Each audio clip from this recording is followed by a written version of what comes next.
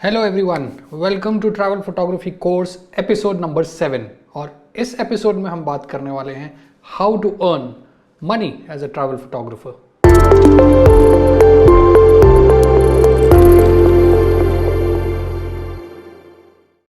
So I am sure आप में से काफ़ी लोग इस एपिसोड का बहुत ईगरली वेट कर रहे होंगे। हालांकि मेरे सब्सक्राइबर इतने ज़्यादा नहीं है, बट जो भी लोग रेगुलरली इन एपिसोड्स को फॉलो कर रहे हैं, travel photography course right from episode 1 जो कि रिसर्च के ऊपर था, और जो कि लास्ट एपिसोड था कि traditional way of doing business in travel photography, अगर आप लोग रेगुलरली इन एपिसोड्स को फॉलो कर रहे हैं तो आई एम श्योर इस एपिसोड का जो आज हम करने वाले हैं how to earn money in travel photography business, तो इस एपिसोड का आप लोग काफ़ी ईगरली वेट कर रहे होंगे। सो आज ये वीडियो जो होने वाला है ये काफ़ी डिटेल्ड वीडियो होने वाला है, काफ़ी लंबा वीडियो होने वाला है। और जिन्होंने पास्ट एपिसोड्स नहीं देखे हैं और सीधे इस एपिसोड पे आ रहे हैं, मैं यही सजेस्ट करूंगा कि आप बाकी के एपिसोड ज़रूर देखें ताकि आपको काफ़ी कुछ क्लैरिटी हो जाए जब आप ये लास्ट एपिसोड पे पहुँचें। और इससे पहले कि मैं चालू करूं, मैं ये भी बोलना चाहूँगा कि कुछ एपिसोड्स मैंने पास्ट में बहुत टाइम पहले बनाए हैं, जैसे how to become a travel photographer, what is the job of travel photographer. ये सारे एपिसोड्स आपको इस चैनल पे मिल जाएंगे। अगर आपको एक बेसिक आइडिया लेना हो regarding travel photography as a career, तो आप इन एपिसोड्स को देख सकते हैं। सो एपिसोड नंबर 6 में हमने बात करी traditional way of doing business in travel photography, मतलब कैसे आप क्लाइंट को अप्रोच कर सकते हैं डायरेक्टली फॉर असाइनमेंट्स, एंड क्या तरीके होते हैं जहाँ पे आप क्लाइंट को जिन तरीकों से आप क्लाइंट को अप्रोच कर सकते हैं टू गेट असाइनमेंट्स। सो उसमें हमने बात करी थी ट्रेड फेयर्स की, और मैंने आपको ये भी बोला था कि मैंने एक डेडिकेटेड वीडियो बहुत टाइम पहले शूट किया था कजाकिस्तान में, जब मैं एक ट्रैवल ट्रेड फेयर अटेंड करने गया था। उसकी इंपॉर्टेंस क्या होती है if you really want to get business in the field of travel photography. तो वो एपिसोड भी अगर आपने देखा होगा तो आपको काफ़ी कुछ क्लैरिटी मिली होगी।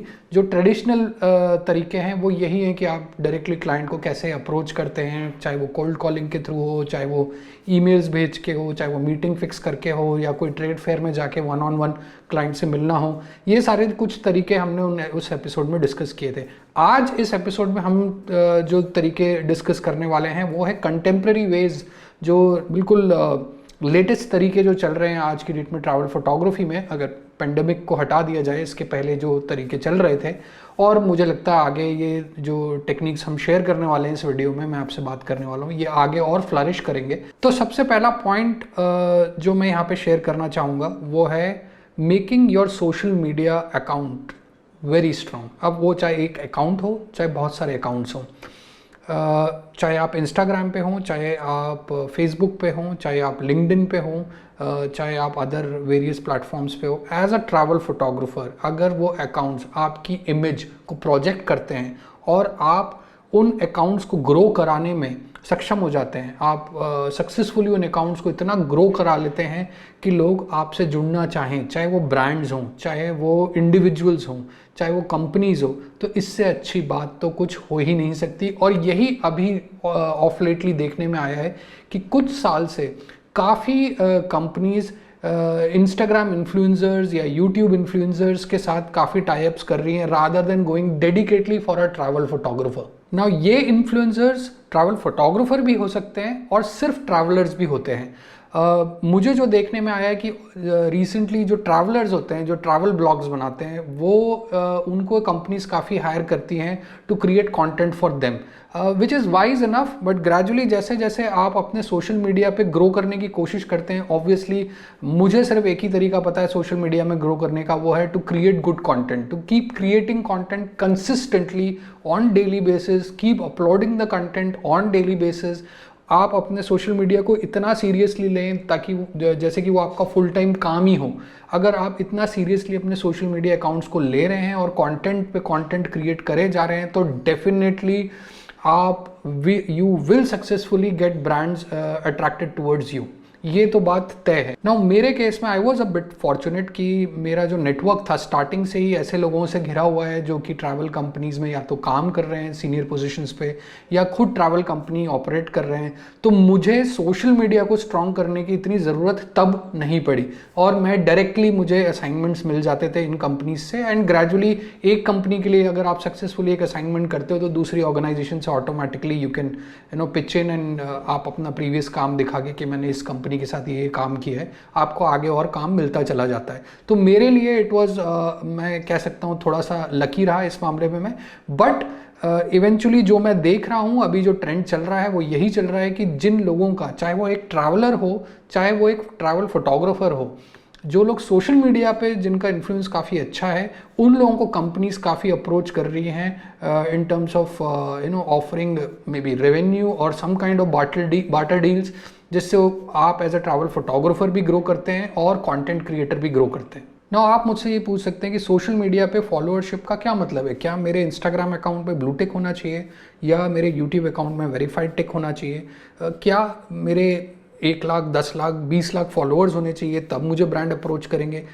इसमें तो बहुत टाइम भी लग सकता है। तो मेरा बड़ा सिंपल सा जवाब है इसमें कि नहीं, अगर आपके फॉलोअर्स ऑर्गेनिक है, अगर कोई भी पोस्ट आप इंस्टाग्राम पे करते हैं और आपको आपके जो टोटल नंबर ऑफ फॉलोअर्स हैं उसका अगर 10% भी अगर आपके पोस्ट पे लाइक्स आ रहे हैं, तो मतलब आपके जो फॉलोअर्स हैं वो ऑर्गेनिक हैं, आपके फॉलोअर्स एक्टिव हैं, वो आपको बड़े सीरियसली फॉलो करते हैं, आपके कंटेंट को सीरियसली फॉलो करते हैं। ये मेरा मैथ्स है जो मैंने पास्ट एक्सपीरियंस अपने 2 इंस्टाग्राम अकाउंट में देखा है। और इवेंचुअली मैं आपको एक बहुत छोटा सा एग्जांपल देता हूँ, और ये एग्जांपल मैं कई बार दे भी चुका हूँ पास्ट में अपने कई वीडियोस में। मेरे 2 इंस्टाग्राम अकाउंट्स हैं, एक प्योरली ट्रैवल सेंट्रिक है I.am.abhishek, और एक मेरा एविएशन सेंट्रिक है, because aviation is my passion और मैं काफ़ी प्रोजेक्ट्स एविएशन में करता हूँ और मैं बहुत एक्टिव हूँ अपने एविएशन वाले इंस्टाग्राम अकाउंट पे।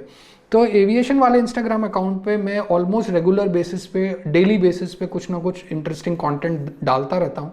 और आप देखेंगे कि लास्ट मेरे जो फॉलोअर्स हैं वो काफ़ी ड्रास्टिकली बढ़े हैं, क्योंकि ये जो लॉकडाउन हुआ है इसमें I've been very very active on my aviation Instagram account and I've been posting at times in a day 2 to 3 post or more at times in a day।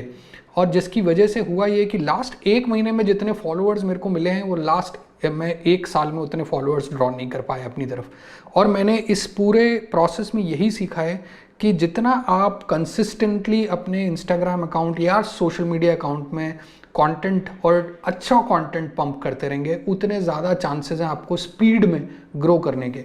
तो इसमें टाइम नहीं लगेगा अगर आपका कंटेंट अच्छा है, अगर आपको पता है आप अपने अकाउंट पे क्या पोस्ट करना चाहते हैं, किस तरीके का अपना अकाउंट रखना चाहते हैं। अगर आप ट्रैवल फोटोग्राफर हैं तो ट्रैवल सेंट्रिक आप अगर अकाउंट को रखते हैं तो क्या क्या चीज़ें आप डेली बेसिस पे उस पर पोस्ट करना चाहेंगे, ताकि आपकी एक ऑर्गेनिक ऑडियंस बिल्ड होती रहे। एंड ग्रेजुअली आप देखेंगे अगर आप कंसिस्टेंटली डेली बेसिस पे कंटेंट पोस्ट कर रहे हैं और अच्छा कंटेंट पोस्ट कर रहे हैं तो आपकी जो सोशल मीडिया ग्रोथ है वो काफ़ी रैपिड होगी। मेरा जो ट्रैवल फोटोग्राफी वाला इंस्टाग्राम अकाउंट है जिसमें मैं ट्रैवल फोटोग्राफी कंटेंट डालता रहा हूँ, मैं उसके बारे में ज़्यादा सीरियस कभी रहा नहीं, because thanks to my network, thanks to my connections कि मुझे डायरेक्ट असाइनमेंट्स काफ़ी इजीली मिल जाते थे, तो मैंने इसलिए उस अकाउंट पे इतना ज़्यादा ध्यान नहीं दिया। एविएशन वाले अकाउंट पे मैं बहुत सीरियसली पोस्ट करता था क्योंकि वो मेरी हॉबी है, मेरा पैशन है और मैं उसको बड़ा सीरियसली लेता हूँ। Not just as a revenue making model but ऐसे ही मुझे शौक है एविएशन कंटेंट लोगों के साथ शेयर करने का, तो मैं काफ़ी एक्टिव उस पर रहा हूँ। पास्ट 1 मंथ में तो बहुत ही ज़्यादा रहा हूँ, जिसकी वजह से आप बिलीव नहीं करेंगे कि एज पर Instagram statistics in last 1 month I have reached more than 3.2 million accounts और 1 billion impressions, which is a good thing. और 20 से 25 हज़ार मैंने फॉलोअर ऐड किए हैं सिर्फ लास्ट 1.5 मंथ्स में, विच इज़ एस्टॉनिशिंग। तो अगर मैं उसमें कोई भी पोस्ट करता हूँ, आप देखेंगे जितने मेरे फॉलोअर्स हैं उसका एटलीस्ट 8 to 10% लाइक ज़रूर आते हैं उस पोस्ट पे। आप कोई भी अगर ऐसा अकाउंट देख रहे हैं किसी भी इन्फ्लुएंसर का जिसके लाखों फॉलोअर्स हैं बट पोस्ट करने पे कुछ 1000 लाइक्स ही आ रहे हैं उसके पास या कुछ 100 लाइक्स ही आ रहे हैं, मतलब उसने वो सारे फॉलोअर्स खरीदे हुए हैं। ऐसे फॉलोअरशिप पे कंपनीज ना तो कोलैब करती हैं, ना कंपनीज ऐसे ब्रांड्स के साथ, ऐसे लोगों के साथ टाई अप करना चाहती हैं, क्योंकि कंपनीज के पास ऐसे सिस्टम्स होते हैं, ऐसे प्रोसेसेस होते हैं जिससे वो बखूबी पहचान लेते हैं कि किसने फॉलोअर्स खरीदे हुए हैं और किसके ऑर्गेनिक फॉलोअर्स हैं। तो इवेंचुअली जैसे ही मैंने अपने इंस्टाग्राम अकाउंट एविएशन वॉल पे 50,000 फॉलोअर्स क्रॉस किए, मुझे कोलैबोरेशंस के लिए मैसेजेस आने लगे, which I am reviewing right now. मैं सबके साथ कोलैबोरेशन नहीं करता, जिसमें भी मुझे लगेगा कि मेरे अकाउंट के साथ बहुत अच्छे से जा रहा है या मेरे कंटेंट के साथ जेलअप हो जाएगा वो प्रोडक्ट या वो service, then only I will collab with that kind of brand और प्रोडक्ट। जहाँ तक एविएशन की, जहाँ तक ट्रैवल इंस्टाग्राम अकाउंट्स की बात है, उस पर मैंने पहले ही बोला कि मुझे ध्यान देने की ज़्यादा ज़रूरत नहीं पड़ी because of my network, but अब मैं थोड़ा सा सीरियस हो रहा हूँ उसको लेके भी, एंड ग्रेजुअली धीरे धीरे उसमें कंटेंट डालना चालू करूँगा। पॉइंट मेरा ये है कि आप जब इंस्टाग्राम अकाउंट को ग्रो करते हैं and you become an influencer, then money starts rolling in. Brand collaborations के तौर पे, चाहे वो आपको बार्टर डील्स के तौर पे, कोई ब्रांड आपको कोई प्रोडक्ट देगा, बदले में वो बोलेगा आप प्रोडक्ट रख सकते हैं, बस आप इसको रिव्यू कर दीजिए। और ये सिर्फ ट्रैवल फोटोग्राफी के केस में नहीं है, ये बहुत सारे सेगमेंट्स के केसेस में ये होता है, और ये अभी ट्रेंड रिसेंटली लास्ट 2-3 सालों में चालू हुआ है और ये आगे चल के और बढ़ेगा। तो अगर आप बहुत ही नेट सैवी बंदे हैं, आप दिन भर फ़ोन पे रहना पसंद करते हैं, जो कि मैं सजेस्ट नहीं करता, बट फिर भी तो बेटर है अपनी इस आदत को थोड़ा सा प्रोडक्टिव डायरेक्शन में लगाएं।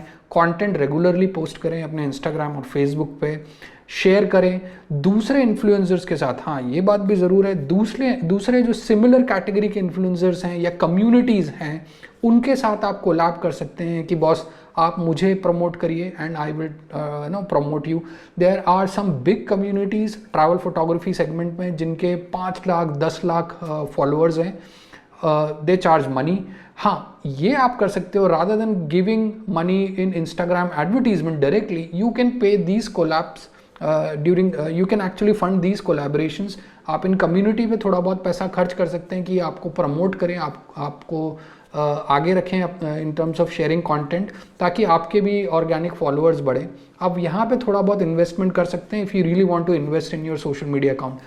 ये मैं रिपीटेडली कह रहा हूँ कि इंस्टाग्राम एड्स या यूट्यूब एड्स पे मत खर्च करिए, वो आपके अकाउंट्स के एल्गोरिथम को इतना तोड़ मरोड़ देगा कि आपका अकाउंट कभी ग्रो ही नहीं कर पाएगा।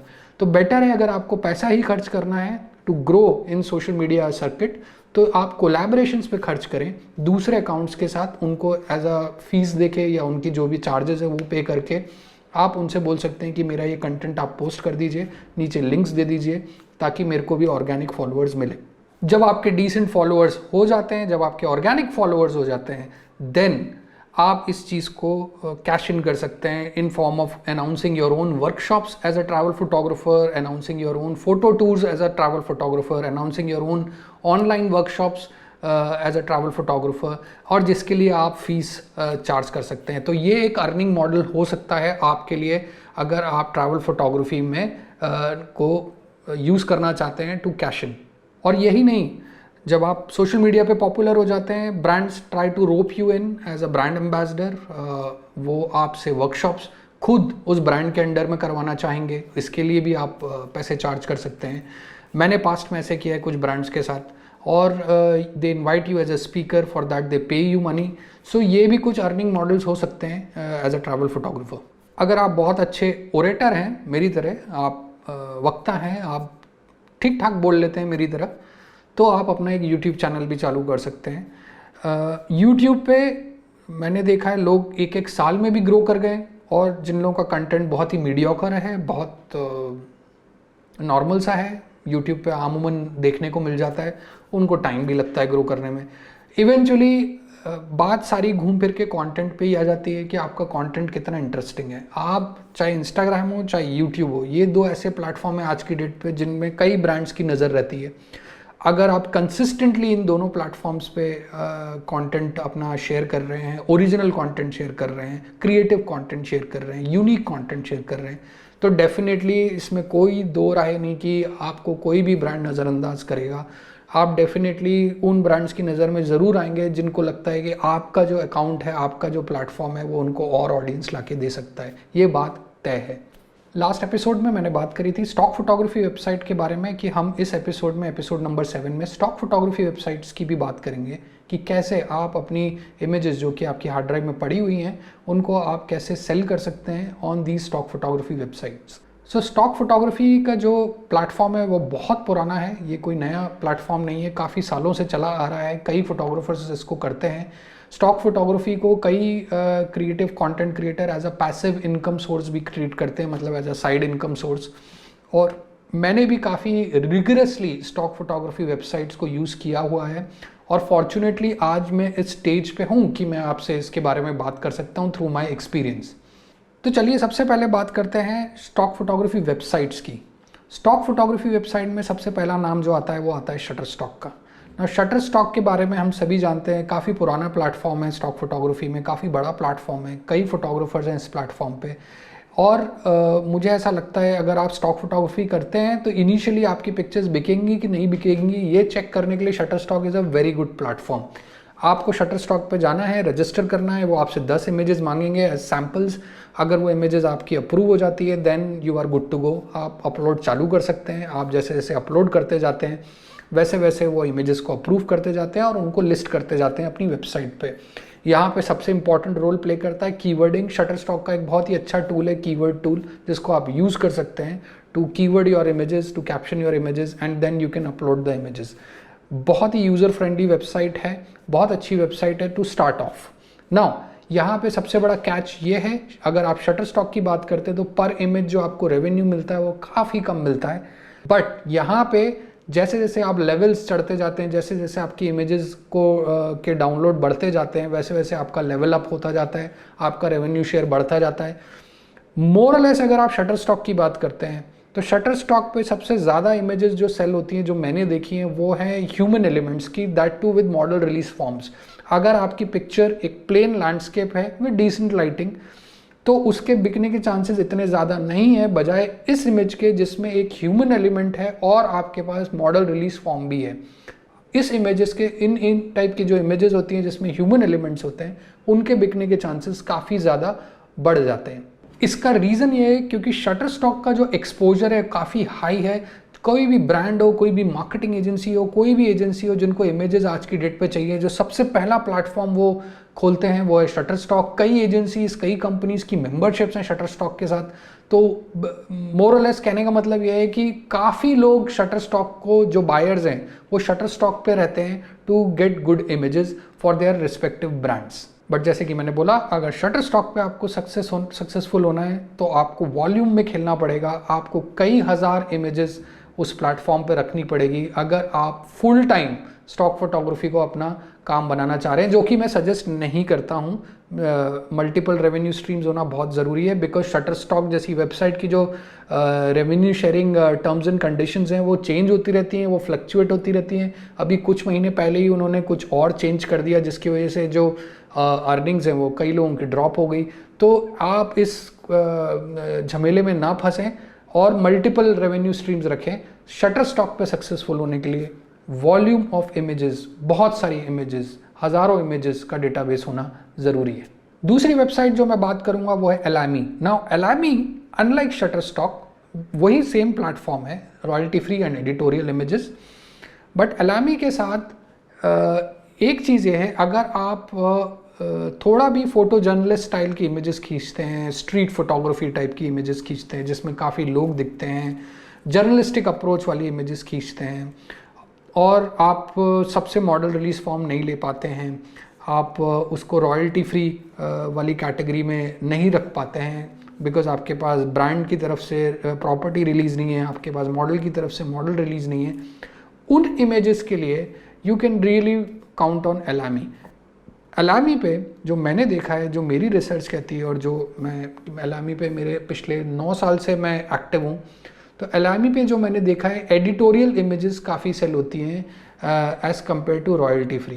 तो जहाँ पर भी आपको लगता है कि जैसे कि अभी पेंडेमिक फैला हुआ है और जैसे फोटोग्राफ्स आपने ली, कोई ये ट्रैवल सेंट्रिक तो है नहीं बट मैं आपको एक बेसिक एग्जांपल दे रहा हूँ, आपने कोई हॉस्पिटल के अंदर फोटोग्राफ्स ली कि डॉक्टर वैक्सीनेशन दे रहे हैं या नर्स वैक्सीनेशन दे रही हैं, या आपने कोई एम्बुलेंस की पिक्चर ली जो पेशेंट्स को लेके जा रही है। इस तरीके की जो पिक्चर्स जो करंटली अभी एनवायरनमेंट चल रहा है वो उस टाइप की पिक्चर्स एलामी पे ज़्यादा सेल होने के चांसेस होते हैं एज़ कम्पेयर टू शटरस्टॉक। ये मेरा पर्सनली अपना एक्सपीरियंस रहा है। तो कुछ भी आपके लोकेलिटी में कुछ अगर कुछ हो रहा है newsworthy, right, newsworthy is the right term, अगर हो रहा है तो आप एलामी पे उसको कर सकते हैं। मैं अगेन बोल रहा हूँ, इसका ट्रैवल सेंट्रिक कुछ लेना देना है नहीं।